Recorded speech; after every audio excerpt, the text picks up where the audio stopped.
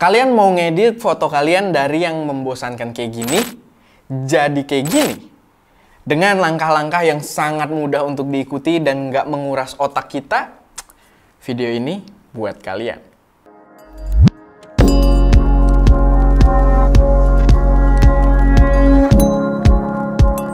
Halo semuanya, selamat datang di channel SM Media dengan gue Erwin yang seperti biasa akan memberi kalian referensi racun atau pembahasan yang berkaitan dengan hal-hal yang berkaitan dengan fotografi dan videografi. So, kalau kalian tertarik dengan kedua hal tersebut, nggak perlu ragu, langsung aja subscribe dan aktifin tombol notifikasinya biar nggak ketinggalan update-update terbaru dari kita, kayak video ini.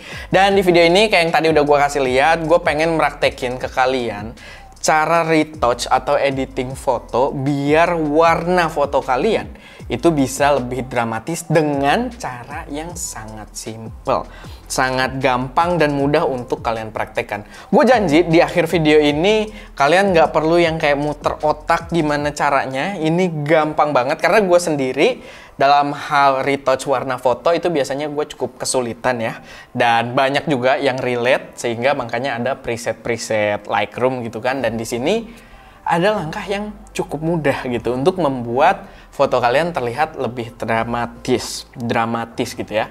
Dan di sini kita akan menggunakan Adobe Lightroom dan kalian harusnya bisa mempraktekannya juga kalau kalian punya Adobe Lightroom juga. Di sini walaupun gue pakai MacBook Pro 2021 ya, yang memang gue lagi coba push to the limit untuk mengerjakan berbagai jenis konten, tapi kalian bisa mempraktekkan ini di device manapun yang mendukung Adobe Lightroom terbaru gitu. Jadi langsung aja kita coba. By the way, sebelumnya gue sempet juga bikin impresi editing awal gitu menggunakan laptop ini. Kalau kalian belum cek, silahkan cek videonya ada di sana karena bener-bener impresif banget gitu. Gue coba ngedit, padahal gue nggak pakai Final Cut ya, gue pakai Adobe Premiere dan itu impresif banget. Dan ya nanti akan ada video yang lebih komplitnya lagi, cuman ya pelan-pelan kita cicil gitu. Nah, untuk editing foto sendiri, setelah gue cicipin ngedit foto pakai MacBook Pro ini juga racun banget karena layarnya udah XDR gitu kan, dan warnanya, ketajamannya itu enak banget buat editing foto yang membuat gue jadi doyan buat ngutak-ngatik foto maupun video di laptop ini. Buat kalian yang kepo, gue beli laptop ini di toko HP dia, dan kalau kalian tertarik kalian bisa cek linknya ada di deskripsi gitu untuk link pembeliannya. Nah, sekarang kita masuk ke Lightroom. Nih kalian lihat gue di sini ada 3 buah foto yang secara warna sebenarnya cukup membosankan gitu kan. Kayaknya biasa aja gitu sebelum di retouch.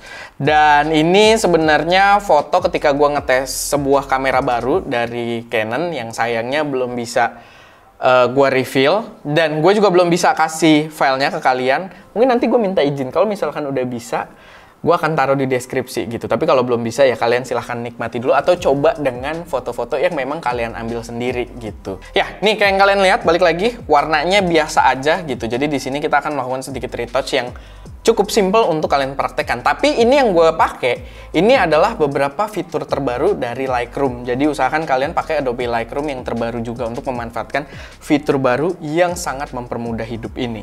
Oke, kita mulai satu persatu. Pertama gue mungkin akan cropping dulu ya, biar komposisinya mungkin lebih enak berdasarkan referensi gue gitu kan. Ya ini balik lagi kalian bisa atur sesuai selera kalian. Gue pengen pakai 5:4, jadi kalau di Instagram lumayan enak. Nah mungkin kayak gini, atau mungkin kita agak gedein sedikit, jangan terlalu kecil juga. Nah mungkin dengan komposisi seperti ini kita crop gitu kan. Nah ini komposisinya mungkin udah lebih enak, atau kalau kalian punya selera yang berbeda ya itu bebas-bebas aja, tapi di sini kita akan praktekkan tekniknya. Jadi ya teman-teman tahu ada namanya Lightroom preset gitu kan, dan banyak banget fotografer yang menjual Lightroom preset juga. Gua tidak pernah against gitu, atau tidak pernah bilang orang-orang yang pakai preset itu gagal atau pemula gitu, atau orang yang tidak punya skill. Enggak, karena preset cukup berguna biasanya untuk langkah awal gitu. Tetap untuk mencapai gambar yang kita inginkan kita harus campur tangan juga, nggak full pakai preset.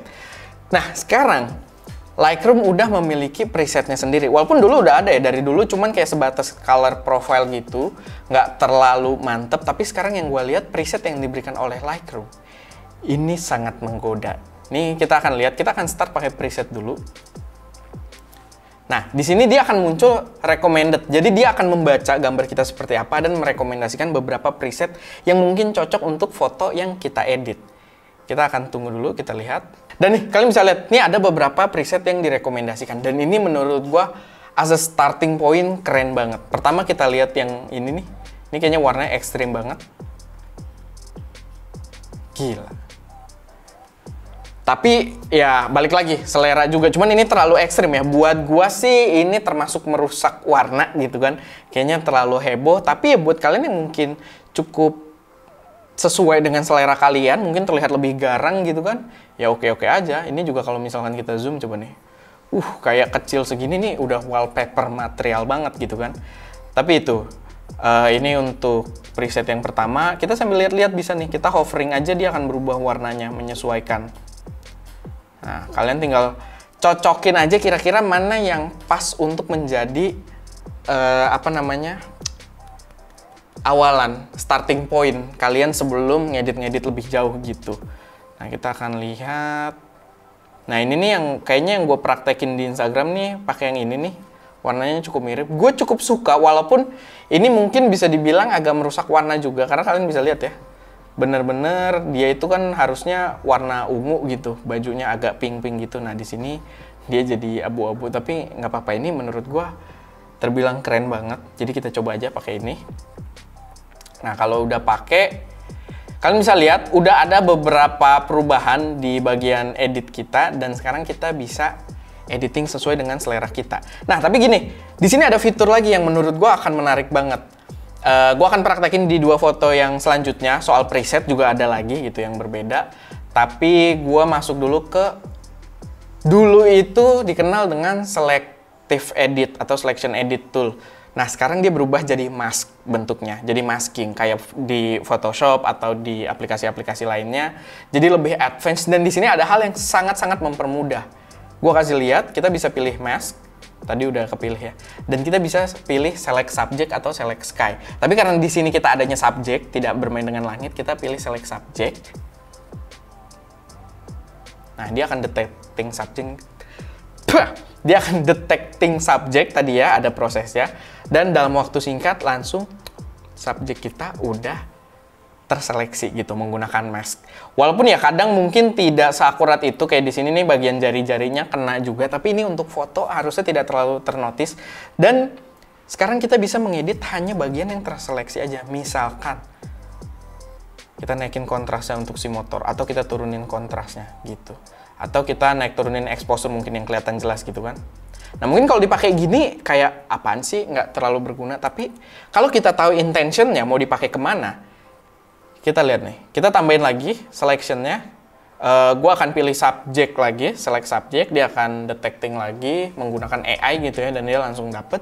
Dan kita bisa pilih invert, sehingga dia menyeleksi semua bagian selain subjeknya. Dan di sini kita bisa membuat gambarnya lebih dramatis dengan cara kita kurangin exposure-nya.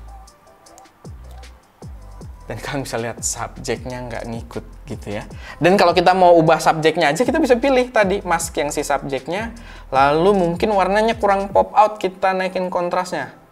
Nah, mungkin warnanya lebih keras kan, kayak gitu tuh. Bisa kelihatan kan, kalau diginin baru lebih jelas. Tapi di sini kita naikin kontrasnya, atau mungkin saturasinya kali ya. Kita naikin biar ada warnanya dikit. Nah, ini warnanya baru nongol nih. Cuman kita agak pudarin aja. Kayaknya lebih oke kalau agak pudar. Nah, kayak gitu, subjeknya kelihatan keren banget. Dan kita bisa lihat, dia dengan backgroundnya tuh sparasinya lebih dalam gitu, lebih dramatis. Karena kita bisa backgroundnya aja kita select dan exposure-nya kita kurangin gitu. Ini jangan terlalu ekstrem kayak gini ya, nanti kelihatan kan ngaco gitu. Cuman pada intensitas yang tepat, membuatnya terlihat sangat dramatis gitu. Lalu mungkin kita bisa ubah juga clarity-nya.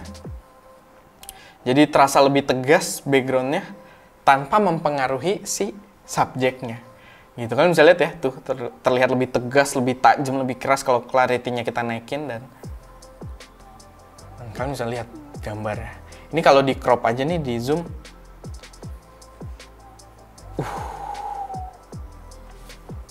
Keren banget. Bener-bener, dan itu simple banget. Kita akan coba lebih cepet di foto yang kedua gitu, biar kalian bisa recap dengan lebih jelas. Nah ini foto kedua, kita zoom out dulu, sorry ini biar di fit. Nah kayak gitu. Lalu kita akan cropping dikit. Ini sebenarnya sih komposisinya udah cukup bagus ya, nggak usah di cropping juga sebenarnya ini lumayan oke. Tapi nggak apa-apa, kita karena pengen ubah aspek rasionya juga 5:4. Oke, gini jadi terlalu tengah sih. Nah, gini aja lah. Oke. Lalu, biar cepet, kita langsung coba preset. Nah, di preset ini, kan tadi kita pakai recommended, yang direkomendasikan gitu. Ya, kalau cocok, pakai aja gitu, kalau memang sesuai. Tapi, mereka juga menyediakan yang premium. Dan premium ini kualitasnya bener-bener kayak preset beli gitu. Cuman ini udah disediain sama Lightroom kalau kalian memang punya license-nya atau lisensi Lightroom-nya gitu kan. Karena gue udah ada, gue langganan Adobe Creative Cloud. Jadi ya gue tinggal langsung pakai aja.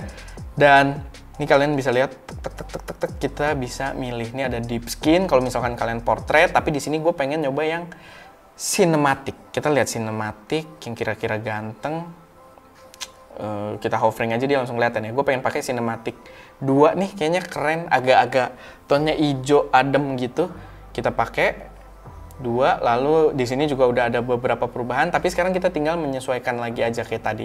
Sekarang kita pakai selective edit, select subject. Udah selesai, subjeknya mungkin exposure-nya agak kurang terang, kita naikin dikit. Atau gue merasa sih agak kurang kontras ya, jadi kurang kuat gitu, kurang tegas. Nah ini boleh. Lalu kita buat lagi select subject, kita invert dan kita gelapin sekitarnya biar lebih dramatis. Nggak usah terlalu ekstrim ya, tapi ini aja udah kelihatan kayak gokil banget. Lalu kita naikin clarity juga biar lebih tegas. Ini selera ya, kalian juga mungkin clarity kadang agak mengganggu ya kalau terlalu keras. Kalau kalian nggak mau ya kurangin aja, nggak apa-apa gitu. Atau ya nggak usah mainin clarity-nya, tapi gue suka gitu dengan background yang terlihat agak lebih keras. Lalu mungkin subjeknya pengen gue ubah lagi, gue merasa mungkin di helmnya ini agak terlalu gelap ya, gue pengen detailnya kelihatan, jadi shadow-nya mungkin akan gue naikin. Nah tuh di helmnya jadi lebih kelihatan ya. Dan mungkin kita coba tambahin clarity juga. Ya balik lagi, kita coba-coba aja di sini, mungkin akan terlihat lebih keren juga, lebih tegas. Dan itu dia, udah jadi. Dramatis. Kita lihat before afternya, in case kalian lupa gitu before-nya kayak apa. Before, after.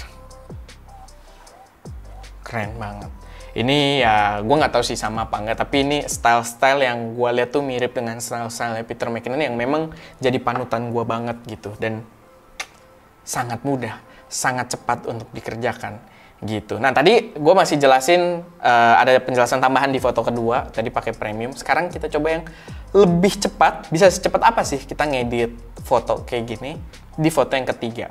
Kita akan coba there. Kita cropping dulu untuk menyesuaikan 5:4. Ini masih terlalu luas ya, kita tidak perlu seluas itu. Nah, mungkin kayak gini. Udah selesai. Preset, kita langsung ke premium, lihat-lihat lagi yang cinematic, kira-kira yang cocok yang mana.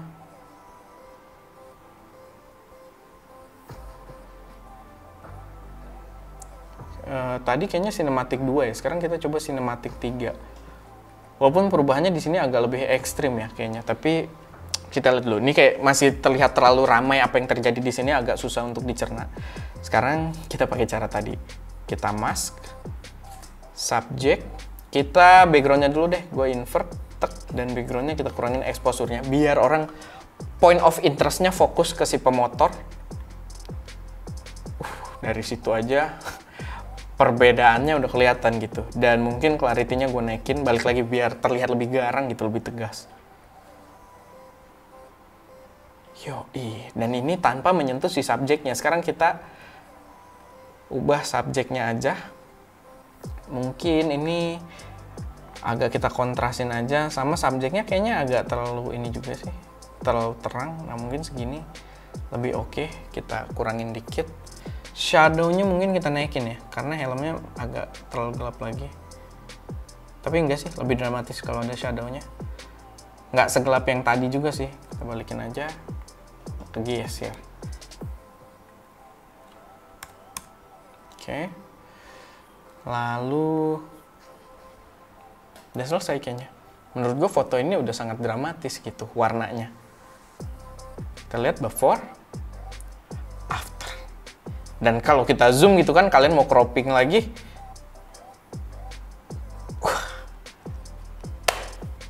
gila. Ini kita ini lagi before after. Terasa lebih dramatis emang, lebih keren gitu tuh. Walaupun ya balik lagi selera gitu. Soal foto, soal warna itu selera. Kalian lebih suka seperti apa? Tapi menurut gue dengan cara seperti ini simple tapi membuat gambarnya tuh begitu dramatis gitu dengan cara yang sesimpel itu. Kalau kalian pakai Adobe Lightroom juga kayak gue. Gitu. Ini keren banget, wallpaperable banget. Oke, jadi itu. Sebenarnya gue pengen bagiin si foto ini, cuman karena kameranya sendiri belum rilis di Indonesia, jadi gue belum bisa bagiin ke kalian. Karena nanti ketahuan gitu kan, ada EXIF datanya. Jadi ya, belum gue bagiin. Kalian bisa praktekin dengan foto-foto lain dulu, atau silahkan cek deskripsi. Kalau misalkan ada keajaiban, gue boleh untuk membagikan fotonya, silahkan. Atau kalian yang mau tebak-tebak juga boleh, gue pakai kamera apa di sini. Tapi, balik lagi. Ini keren banget. Dan fitur Lightroom, gue akan highlight lagi di sini fitur terbaru Adobe Lightroom itu sangat membantu hidup gue gitu. Jadi kalau misalkan kalian tahu, kalian pengguna Lightroom lama, ini biasanya kita dalam selection tuh bentuknya brush dan kita akan ngebrush gitu. Kita mau bagian mana. Kadang kita ngebrush agak ngasal-ngasal aja, yang penting objeknya kena gitu.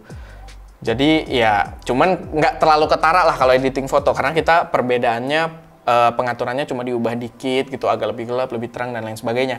Tapi di sini dengan adanya fitur selection tadi, yang ini gue hapus dulu ya. Nah, dengan adanya fitur selection ini yang bener-bener objek kita diseleksi secara pas gitu kan, ini membuat editing jadi jauh lebih gampang dan lebih cepat. Ngebrush nggak harus detail aja tuh lama ya, karena prosesnya set. Sedangkan ini kita tinggal klik, pak, selesai. Tapi balik lagi, ini hanyalah sebuah tools gitu, hanyalah software menyediakan fitur-fitur yang akan membantu kita mempercepat workflow kita. Tapi tetap yang harus kita asah memang ya cara kita berkomposisi gitu, cara kita menentukan mana gambar yang menurut kita bagus atau enggak gitu. Jadi tetap ya software hanya akan membantu, tetap tes dari gambarnya sendiri berasal dari fotografernya. Oke, paling segitu aja buat video kali ini. Semoga bermanfaat buat teman-teman semua. Jangan lupa untuk subscribe karena kedepannya masih banyak konten yang akan memanfaatkan MacBook Pro 2021 ini untuk insight-insight yang lebih jauh. Karena di sini gue bener-bener udah push to the limit. Kemarin gue buat ngetes kamera ini ke lokasi untuk backup apa segala macam, gue udah pakai laptop ini untuk preview video, editing video dan lain sebagainya udah gue coba di sini. Gue udah push lebih jauh, cuman kita akan ceritain di video yang berbeda gitu. Gue akan bahas secara ya komplit menurut gue gitu kan, untuk workflow gue komplit ya di video yang berbeda nanti. Jangan lupa buat subscribe biar nggak ketinggalan. Yang jelas laptop ini secara kesimpulan sih bakal racun banget. Setelah gue cobain, maksudnya di awal-awal emang susah, tapi it just gets better every time gitu. Semakin lama terasa semakin worth it investasi ke laptop ini. Oke, paling itu aja. Kayak biasa kalau misalkan ada koreksi, saran, atau pertanyaan, taruh aja di kolom komentar. Kalau kalian pengen lihat video-video seperti ini, atau kalian punya saran jenis video seperti apa yang selanjutnya mau kita buat, silahkan taruh juga di kolom komentar. Dan ya, itu aja. Gue Erwin, di belakang kamera Deska, dan jangan lupa untuk berkarya.